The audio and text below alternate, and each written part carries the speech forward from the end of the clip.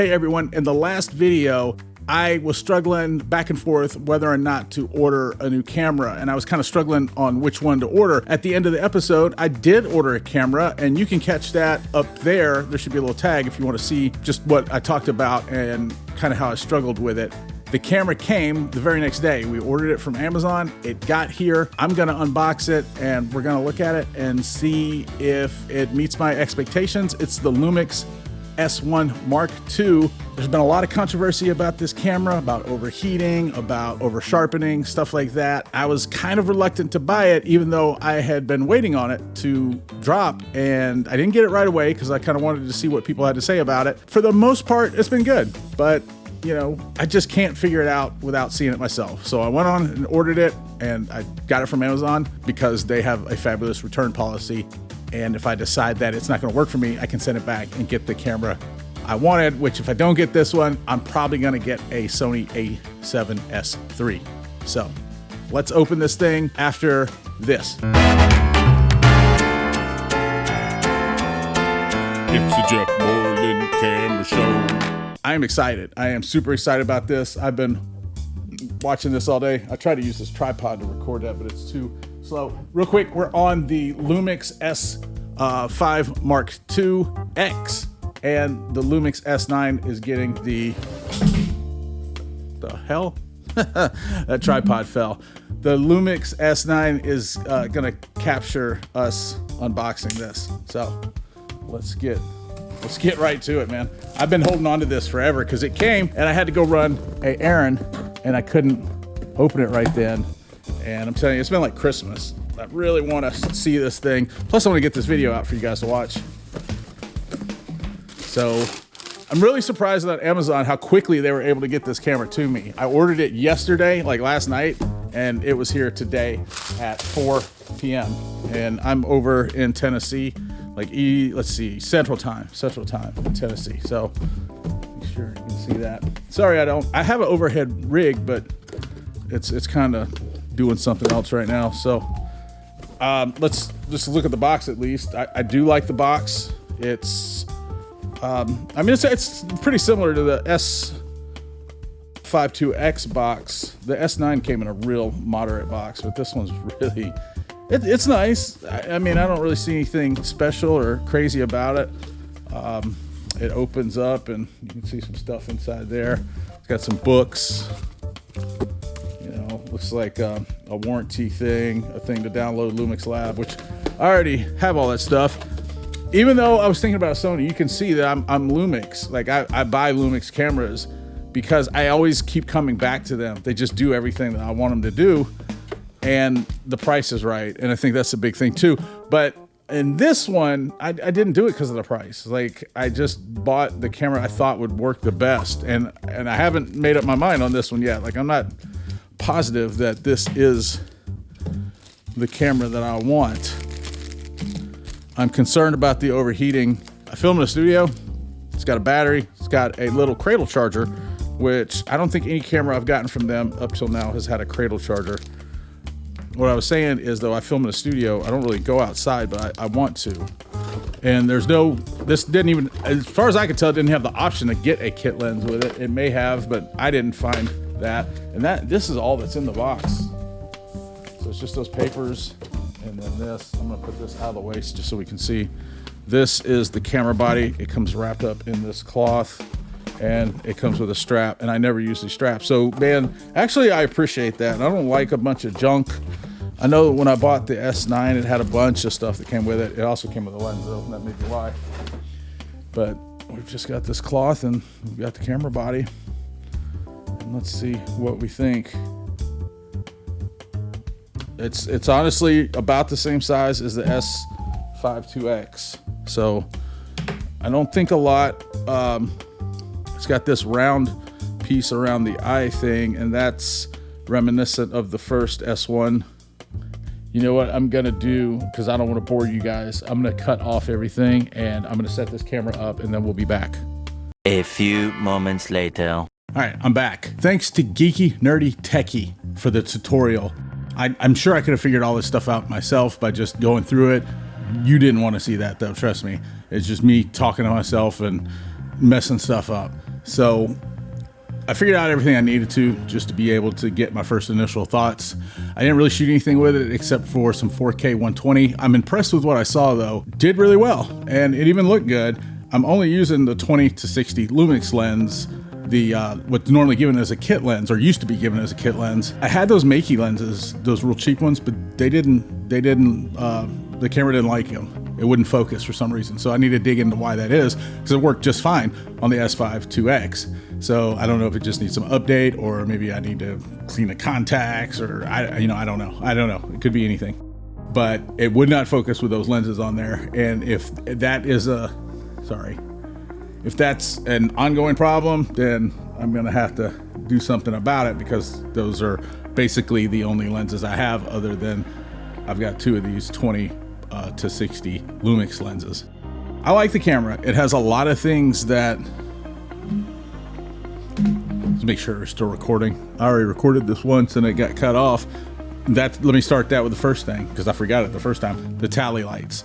Just that alone is amazing. It would have let me know earlier and I wouldn't have done all that work for nothing. So hopefully this camera will be my 8 cam after this, and that won't happen. Tally lights, front and back, awesome. You can toggle them on and off, medium or low as well.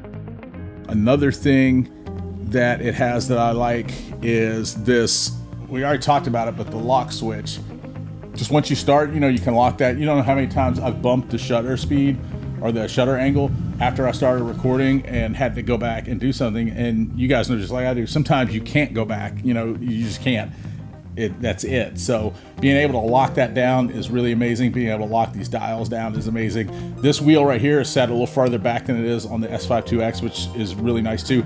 This cage came off the S5 IIX. It's just some old crappy Amazon cage. It's not a name brand or anything, but it fits. So I would guess that most cages would fit, even though this camera doesn't feel like that camera. There is a very unique feel to this camera compared to that one.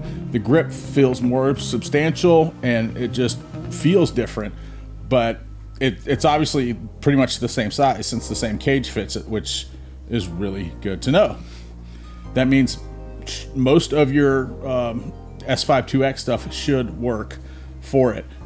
You can see I've got this little SSD on top, and it's just a little cheap one from Amazon. You can plug a USB-C in there into your camera. It needs to be like a Thunderbolt 4 capable cable. At least that's all I could get to work. And then you can put a M.2 in there. The only thing about this is this enclosure doesn't have any cooling in it. And they sell some that have active cooling. And I'm probably going to get another one that actually does have cooling in it, because this can get pretty hot if you're recording for quite a while with it. The other thing I like right offhand is this right here. This is crazy. Every camera should have this. It's nuts that they don't. Most of the time this right here will work, but the fact that it can flip out like that means when you have stuff plugged in, you're not bumping right up against it. And with the S5 IIX, that's always what was happening. That's nothing against the S5 IIX. I mean, pretty much every camera has that flip out, either this flip out thing or this thing. And neither one of them is good enough by itself, but together it's amazing. So another thing that I like, but it's probably going to annoy me, is all these separate doors. I like how you don't have to have things open that you're not using, but I don't have any fingernails, as you can see, and it is really hard for me to open some of these. So if you don't have fingernails, you may regret, I don't want to say you regret it, but it'll be an annoyance. The other thing is the way that this locks here for I keep trying to push it open like the GH5 was, but it's got this little lock here, and then you've got an SD card and a CF Express, which I don't have any CF Express cards. They are expensive, man. I was looking at them today. That's why I shoot with SSDs, and I firmly believe that also keeps the heat down.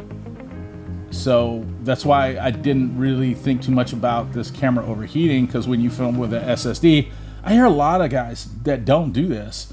They still use CF Express, and I understand that, but it's just, you get SSDs for so much cheaper and they're so much easier to do with. You don't need a reader or anything like that. You can edit right off the SSD. And I haven't met one yet that didn't work for this. As long as it's a Gen 4 or a Thunderbolt 4, then you shouldn't have a problem, even if it's not on the list. And don't come back here mad at me if yours doesn't work. I'm just saying every one that I have works. Like I said, I haven't filmed that much footage, really hardly any. What I did do, I really liked. The EVF is amazing. The screen on this is really clear and amazing. It just feels substantial in every way the S5 IIX didn't. And the S5 IIX is an amazing camera. It really is, especially at its price point. I think that's one of the best things about it is its price point, but it had some compromises that this camera just doesn't have. Now we've got to look at the image, and I'm gonna go out this weekend and I'm gonna film some stuff. It is raining like crazy right now. It is really raining. Like I was kind of worried that it may start leaking in here or something. I haven't been in here long, so I don't know any of the quirks or anything like that. So far so good, but it is really coming down. Hopefully that stops, and if it does, today's Wednesday. I don't think I'm gonna get this video out tonight because it's already 11 o'clock. I will have it out by tomorrow though, and then tomorrow I'm gonna head downtown and do something I haven't done in a long time and do some street videography so we can see what we can get with this camera and if it's worth keeping. By Sunday, I wanna have a decision made on whether I'm gonna keep this camera or not. Right now, I'm leaning towards it though. I didn't buy a cage for it. I didn't buy anything for it because I wasn't sure. And I think I'm gonna look at a lens for it now. So these are my lens choices. 24 millimeter, the 7 Artisans autofocus. I was gonna get the one from Lumix, but it's just so much more expensive. And that 7 Artisans one, I think will get it for me. I'd like to get that one and the autofocus anamorphic Blazar lens. That may be wishing there. It may be a little bit more than I can handle right now, but that's what I'd like to get. If I could get those two, I think I'd be good for a while. If not, then I may get the Lumix lens. But I'm just not sure that it's really that much better than the 7 Artisans, honestly, after looking at some reviews of it.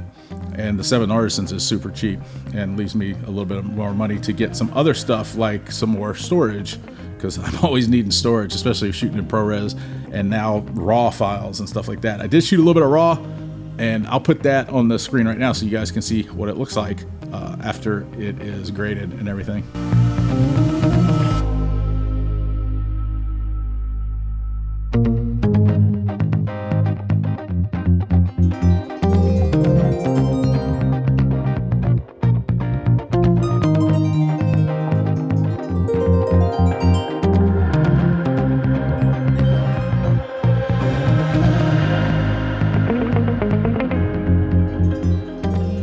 I hope that looked good. Keep in mind, I didn't really have any time with the camera when I shot that. I just put it in RAW.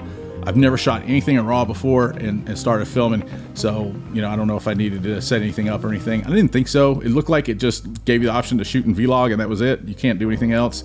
I may be wrong. Again, I need to look, but that's what I saw initially. And the footage looked good from what I could see, but I didn't have any kind of assist on or anything like that, so I just saw it in Vlog. We'll see. Man, I'm not right now. I don't feel regretful about the camera. I'm pretty happy. I like it. It looks good, feels good. It seems to cover all the bases that I wanted to cover with the camera. So we'll see how it goes. I'm gonna get this on the editor, and I will see you guys tomorrow, where we are going to go downtown Memphis and do some street videography. Haven't done it in a while. I need the exercise. Guys, I'll see you tomorrow.